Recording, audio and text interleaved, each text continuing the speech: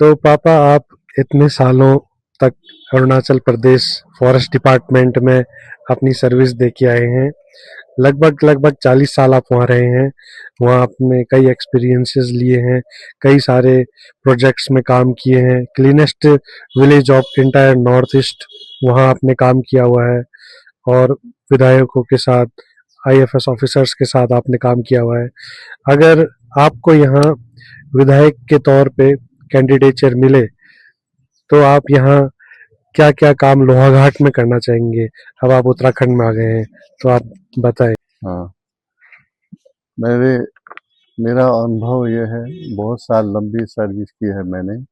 और मेरा अनुभव भी काफ़ी रहा। मैं कई अपनी नौकरी के सर्विस के दौरान मैंने काफ़ी राजनीतिज्ञों के साथ भी अपने काफ़ी अच्छे संबंध रखे। आज भी कई एमपी लोग हैं जो सिटिंग एमपी हैं, उनके साथ भी मेरा अच्छा संबंध रहा। तो वहाँ पर मैं सभी के साथ, सिर्फ पॉलिटिशियन राजनीतिज्ञों के साथ नहीं, पब्लिक के साथ भी मेरा बहुत अच्छा संबंध रहा। पब्लिक के साथ मेरा बहुत अच्छा जुड़ाव रहा। तो वो मुझे वहाँ की जनता जो है बहुत प्यार भी करती थी। मेरी अच्छी ऑनेस्ट और सिंसियर सर्विस के लिए बहुत ही मेरी मुझे बहुत प्रेसाइल मेरी काफ़ी प्रशंसा करते थे। तो यही है कि अनुभव रहा है। मैंने हर डिपार्टमेंट के साथ में लियाइज करके भी काम किया है, तो इसलिए अनुभव है कि कैसे कहाँ पर, किस डिपार्टमेंट में कैसे कहाँ पर क्या काम होता है। पर्सनल एक्सपीरियंस मैंने बहुत गैदर किया है। अब मैं आ गया हूँ अपने प्रदेश उत्तराखंड, और लोहाघाट में अब रह रहा हूँ। और मैं यहाँ की प्रकृति के बीच में रह के देख रहा हूँ कि यहाँ पर कैसे काम होता है, और क्या क्या सुविधाएं हो रही हैं, क्या काम हो रहे हैं, कैसे डेवलपमेंट चल रहा है, देख रहा हूँ। मैं सोचता हूँ एक एमएलए की जो है एक प्राइम रिस्पॉन्सिबिलिटी होती है कि वो एक तो एमएलए विधायक जो है वो अ, जनता का रिप्रेजेंटेटिव होता है। तो जनता का जब रिप्रेजेंटेटिव होता है तो उसमें उनकी विधायक की, एमएलए की प्राइम ड्यूटी होती है कि जनता की आवाज़ को वो अपने असेंबली, विधानसभा तक पहुंचाए, सरकार तक पहुंचाए। और क्या क्या परेशानियां हैं, क्या क्या असुविधाएं हैं। और पर ये ऐसा नहीं होना चाहिए कि इलेक्शन के समय में जनता के बीच में गया, और जब इलेक्शन ख़त्म हुए उसके बाद में फिर अपने कामकाज में लग गया, जनता के बीच में नहीं जाते हैं। तो इससे जनता को बहुत मन में बहुत दुखी होती है। मैं बोलता हूँ, अगर मुझे मैं अगर एमएलए के लिए खड़ा हुआ तो सबसे पहले तो मैं किसी को एक पैसा नहीं दूंगा। क्योंकि अगर पैसा दूंगा तो उस पैसे को फिर मैंने रिकवरी करने के लिए करप्शन करना पड़ेगा, तो जनता का काम नहीं हो पाएगा। तो ऐसे विधायक को आप लोग भी पैसा, ये वोट मत दीजिए जो पैसा देता है। आपका काम जो है, पैसा जो है फिर वो रुक जाता है, क्योंकि वो पैसा फिर विधायक अपनी कहाँ से रिकवरी करेगा, वो तो वहीं से रिकवरी करता है। तो इसलिए जो है सबसे पहली चीज़ है रोड कनेक्टिविटी। जहाँ तहाँ मतलब गांव में रोड की सारी अवस्था जो जर्जर है, कहीं ब्लैक टॉपिंग खराब हुई है, कहीं कुछ है, कहीं ड्रेन नहीं है कुछ। तो ये सब चीज़ को सही ढंग से देखना है, रिपेयर करना है और इम्प्रूव करना है। ट्रांसपोर्ट जो है गांव के अंतिम छोर तक होना चाहिए। हर गांव में ट्रांसपोर्टेशन पहुंचनी चाहिए, अंतिम छोर तक होना चाहिए। वाटर और सैनिटेशन और रोड में ड्रेनेज सिस्टम बढ़िया होना चाहिए, ताकि मतलब किसी के भी मतलब ज़मीन को नुकसान न पहुंचे। और अफसरों को भी अपने कामकाज में ध्यान लगाना चाहिए। किसी की थर्ड पार्टी की बात नहीं सुननी, अपने दिमाग से काम करना चाहिए। और विधायक जी को इसमें काम करके ध्यान देना चाहिए, टाइम टू टाइम मॉनिटरिंग करनी चाहिए अपने एरिया की, अपने कॉन्स्टिट्यूएंसी की। वाटर और पानी की, खास करके ड्रिंकिंग वाटर की जो सुविधा असुविधा करीब करीब सभी जगह पर है यहाँ पर। तो इसके लिए जो है सरकार को थोड़ी इसमें कोशिश करनी चाहिए। इरिगेशन जैसे जो वाटर रिजर्वायर है जहाँ से पानी बह के आता है, कैचमेंट कैचमेंट एरिया बोलते हैं, वहाँ पर अधिक से अधिक पेड़ लगाने के लिए एक प्रोग्राम बनाना चाहिए। उसके एक जो फॉरेस्ट डिपार्टमेंट में कैंपा सिस्टम होता है, वो कैंपा फंड होता है, कैंपा फंड से जो है उसमें कैचमेंट एरिया, पानी रिजर्वेशन रिजर्वायर को बचाने के लिए कैचमेंट एरिया में ज़्यादा से ज़्यादा पेड़ लगाने हैं। तब जाके पानी जो एबंडेंस सरप्लस पानी रहेगा तो लोगों तक वो पानी पहुंच पाएगा। और फॉरेस्ट डिपार्टमेंट भी वही है कि ये सब में ध्यान नहीं देता है, कैंपा फंड को कैसे ख़त्म करना है, कैसे हजम करना है, यही सब रहता है। गाड़ियाँ खरीदना और ये बाकी इधर उधर फंड कंस्ट्रक्शन ये सब में ध्यान देते हैं। पेड़ पेड़ उगाने में ज़्यादा ध्यान देना है। आजकल तो यहाँ पर देखिए, पहले यहाँ इतनी गर्मी नहीं थी, आजकल पंखे लगाने पड़ रहे हैं, इतनी गर्मी हो गई है। तो ये रीज़न है पेड़ को ज़्यादा कटान होने के कारण से। अपने बिल्डिंग बनाइए, मकान बनाइए, कुछ नहीं है, लेकिन पेड़ों को बचाना है, ज़्यादा से ज़्यादा पेड़ लगाना है। हर आदमी को एक और पेड़ लगाना ही चाहिए। तो सरकार ने भी, प्रधानमंत्री मोदी जी ने कई स्कीमें निकाली हैं और हर तरफ से, अब उनकी तरफ से तो एक पौधा माँ के नाम भी स्कीम बनाया है ताकि पेड़ पौधे ज़्यादा से ज़्यादा लगाया जाए। इन्वायरमेंट भी साफ रहेगा, हवा ताज़ी साफ रहेगी तो साफ ऑक्सीजन मिलेगी, सांस हम लोग साफ साफ सांस लेंगे, ऑक्सीजन ज़्यादा मात्रा में लेंगे, हेल्दी रहेंगे। तो इसलिए दूसरी चीज़ है, गाँव में जो है इरिगेशन सिस्टम नहीं है। जैसे अब गांव में इरिगेशन सिस्टम ये है, अब सरकार बोलती है कि मिलेट्स लगाओ, जैसे मडुआ ये सब लगाने के लिए कहते हैं। अब उसके लिए हम मडुआ लगाते भी है तो एक तो इरिगेशन सिस्टम नहीं है, पानी कहाँ से आएगा खेत में। खेत में तो कोई सिस्टम ही नहीं, कहीं से भी पानी आने का सिस्टम नहीं है। आज से नहीं, मैं तो पहले बचपन में देखता था तो उस समय इरिगेशन लोगों ने अपने मेथड से इरिगेशन सिस्टम किया हुआ था, लेकिन आजकल तो वो उसमें किसी का ध्यान भी नहीं है। सरकार खाली बोलते हैं कि मिलेट्स लगाओ, मिलेट्स लगाने के लिए सुविधा भी तो चाहिए। आप इरिगेशन पानी तो हमको सप्लाई दीजिए, तभी तो हम फसल उगाएंगे, मिलेट्स लगाएंगे। मिलेट्स काफ़ी मेडिसिनल है, हर चीज़ में आजकल काफ़ी डिमांड भी है, वैसे भी काफ़ी डिमांड हो चुकी है क्योंकि इसकी स्कार्सिटी बहुत है। तो ये है। और हेल्थ केयर जैसे अभी हेल्थ केयर यहाँ एक CSC है लोहाघाट में, फिर खेती खान में PSC है। तो मैं सोचता हूँ कि एक मेडिकल सब सेंटर जो है, हर यहाँ तो गांव भी बड़े बड़े गांव होते हैं, तो ऐसे सब सेंटर में जो है सब सेंटर होने चाहिए जहाँ की एक नर्स हो और एक कंपाउंडर हो मिनिमम। तो टाइम टाइम मतलब डॉक्टर की भी सलाह ली जाए। तो ऐसे एक सब मेडिकल सब सेंटर हर गांव में खुलना चाहिए ताकि लोगों को छोटी मोटी बीमारी के लिए भी इतनी दूर में नहीं जाना पड़े, तो गांव में ही सुविधा हो जाएगी। बेचारे परेशान रहते हैं, फार्मेसी से अपनी मर्जी से दवाई ववाई लेके खाते हैं और परेशानी बढ़ती है और परेशान रहते हैं। कुछ भी नहीं हो तो इसके लिए विधेयक भी लाने के लिए कोशिश करना है कि ताकि मतलब वहाँ पर जो है हर गांव में आजकल तो आयुर्वेदिक ट्रीटमेंट के लिए सरकार जोर दे रही है, तो आयुर्वेदिक ट्रीटमेंट के लिए एक आयुर्वेदिक डॉक्टर की पोस्टिंग कर देनी है वहाँ पर। तो इससे जो है काफ़ी मेडिकल सुविधाएं हो जाएंगी, छोटी मोटी बीमारी सब गांव में ही सॉल्व हो जाए। गांव भी बड़े होते हैं, जैसे खेती कान का वोसनी गाँव है, यहाँ लोहाघाट में सुई गाँव है, पोलीटेक गाँव है, बिजंग गाँव है ये सब बड़े बड़े गाँव हैं। इनमें एक एक मेडिकल सब सेंटर होना चाहिए तो बेटर। और उसमें आप एक हर पीएससी में, सीएससी नहीं, पीएससी प्राइमरी हेल्थ सेंटर में भी एक एक एम्बुलेंस को खड़ी रखनी चाहिए।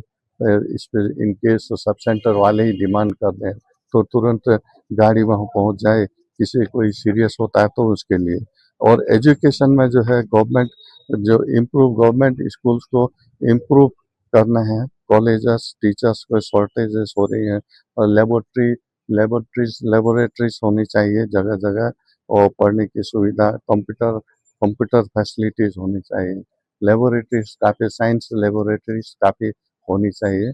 Physics chemistry mathematics, physics chemistry biology की अलग अलग लेबोरेटरीज होने से बच्चों को एटलीस्ट हर वीक लेबोरेटरी में जो है उनको काम कराना चाहिए, प्रैक्टिकल एक्सपीरियंस के लिए कराना चाहिए।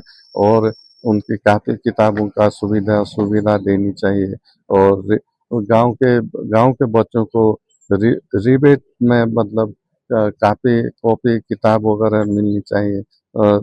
तो इससे जो है बच्चों की एजुकेशन लाइफ भी अच्छी होगी। उनको बिसाइड्स एकेडमिक जो नॉलेज है, इससे आपको आपके अदर जो है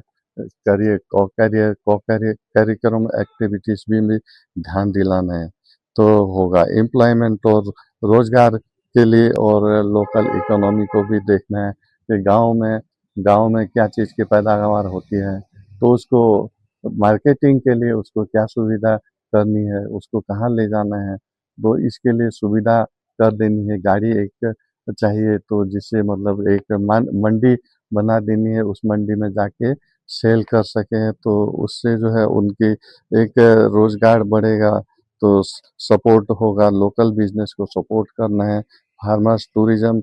और जैसे गांव में कुछ आजकल तो हमारे लोकल हैंडीक्राफ्ट के बहुत कमजोरी हो गई है, तो लोकल हैंडीक्राफ्ट को भी उसका बढ़ावा देना है। तो स्मॉल स्केल इंडस्ट्रीज में सरकार की तरफ से तो ध्यान दे ही जा रहा है, थोड़ी सी विधायक की तरफ से भी अगर इसमें लोगों का मनोबल ऊंचा किया जाए तो बहुत ही बढ़िया रहेगा। और गांव के बच्चों को भी इसमें इसकी तरफ ध्यान दिलाना है। अब एग्रीकल्चर और ये सब में भी जैसे मतलब लोगों को लोग खेती बाड़ी करते हैं, तो इसमें कभी सुअर की तरफ से प्रॉब्लम होती है, कभी बंदरों की तरफ से। अब सुअर वगैरह खा जाते हैं तो सारा बर्बाद कर देते हैं, तो इसके लिए आप ये क्या सुविधा मिलते हैं, इसके लिए तो सरकार की तरफ से जो है मुआवजा मिलना चाहिए। तो हर जंगली जानवर जो भी मतलब डैमेज करते हैं, इसके लिए फॉरेस्ट डिपार्टमेंट से मुआवजा मिलता है। उस मुआवजा को आप जा करके विधायक जी को जा करके फॉरेस्ट डिपार्टमेंट से लियाइज करके उसको उनको दिलाना है, उनको जो है इसका कॉम्पेंसेट करना है। और मैं देख रहा हूँ कि पेड़ वूड़ ज़्यादा काटने की वजह से और हंटिंग, जो शिकार उकार करते हैं, हिरन उरन जंगली सुअर मार मुर के खा दे रहे हैं, इसकी वजह से क्या हो रहा है, ये तो टाइगर, बाघ और तेंदुआ की का शिकार है, तो लोग अब उनके मुख का जो है मुख उनके मुख से छीन के अपने मुख में डाल रहे हैं, तो इससे उनका उनको उनको भी गुस्सा आता है, जंगली जानवरों को, चाहे बाघ या तेंदुआ, तो इसलिए वो आते हैं शहर की तरफ आदमी को खाने के लिए। तो अगर उनका जो है खाना, जैसे हिरन है या सुअर, जंगली सुअर है और कुछ चीज़ है, तो वो अगर सफिशिएंट मात्रा में रहेगा तो ये आपके जो बाघ और चीता तेंदुआ ये सब क्यों आएंगे शहर में, गांव के हैबिटेटेड एरिया में क्यों आएंगे, क्योंकि उनका खाना ही कम हो रहा है। हंटिंग, चोरी छुपी हंटिंग होता है। ये ये सब को बंद करना है फॉरेस्ट डिपार्टमेंट को भी। अपना हर हर जगह पर, जगह जगह 15-15 किलोमीटर एक अपना बीट ऑफिस खोलना है with 2-3 Forester's and 5 forest guard, अपना बीट ऑफिस खोलना है। बीट ऑफिस खोल के, ताकि वो लोग देखभाल कर सकें। अब यहाँ पर एक रेंज ऑफिस है, रेंज ऑफिस में ही सारे लोग रहते हैं, तो उसमें क्या ड्यूटी हो सकती है, कौन इसको कर सकता है। तो इसके लिए जो है हंटिंग को बंद करना है, तभी जाके ये आदमी के ऊपर टाइगर या लेओपार्ड का अटैक होना बंद हो जाएगा। तो इसके लिए जो है काफ़ी मेहनत करनी, फॉरेस्ट डिपार्टमेंट को अपनी स्ट्रेंथ बढ़ानी पड़ेगी, अपने बीट्स वगैरह बढ़ाने पड़ेंगे। बीट्स चाहे मतलब इसमें रिजर्व एरिया हो या अनक्लासिफाइड स्टेट फॉरेस्ट हो, सब में जो है फॉरेस्ट डिपार्टमेंट की लाइबिलिटी होती है, उनको देखना पड़ता है। तो इसमें ऐसा नहीं कि खाली हमें रिजर्व में देखना है, ऐसा नहीं, सब जगह उनका वो दायरा होता है उनके, तो इस जुरिस्डिक्शन पूरा होता है। और एनी काइंड ऑफ कोई भी प्लांट्स और वो सब फॉरेस्ट डिपार्टमेंट के हैं।